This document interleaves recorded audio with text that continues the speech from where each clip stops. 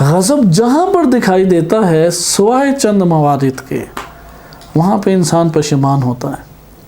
مایوسی کہاں سے ہوتی ہے؟ غضبناک ہونے سے۔ اسی لیے علم کو حلم سے ملایا گیا ہے۔ حلم کہتے ہیں جذبات نہ بھڑک اٹھیں، دبایا ہوا اندر جذبات کو۔ حلم کسے کہتے ہیں؟ جذبات کو پکڑ کے دبا دے۔ انسان جب اندر سے چھوٹا ہوتا ہے نا، آپ نے چھوٹا بچہ دیکھا ہے، وہ جلد بھڑک اٹھتا ہے یا نہیں؟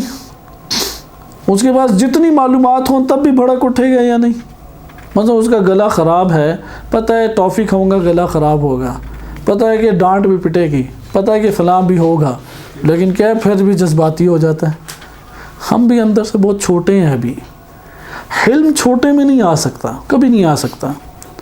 اس لیے عالم کی پہچان حلم رکھی گئی ہے۔ جہاں عالم بےتاب اور جذباتی اور غصہ غضب میں آ جائے، مثلا فقر کی حالت میں غصہ غضب میں آ جائے، طعن و تشنیع کسی نے کیا غصہ غضب میں آ جائے۔ عموماً انسان جب افراد بیٹھے ہوں تو کوئی ایک چھوٹا سا اشارہ بھی جو اس کی شخصیت کو نیچے لے جائے، وہاں پہ بھڑک اٹھتا ہے فوراً۔ یہاں دنیا میں ہے، انبیاء اور ائمہ علیہ السلام ان موقعوں پہ اپنے نفس کے حوالے کبھی نہیں ہوتے تھے، لہذا صبر کرتے وہاں پہ۔ صبر، حلم اور صبر کا رشتہ ہے۔ علم تب فائدہ دیتا ہے جب حلم ہو، اگر حلم نہ ہو تو غضب جنم لے لیتا ہے۔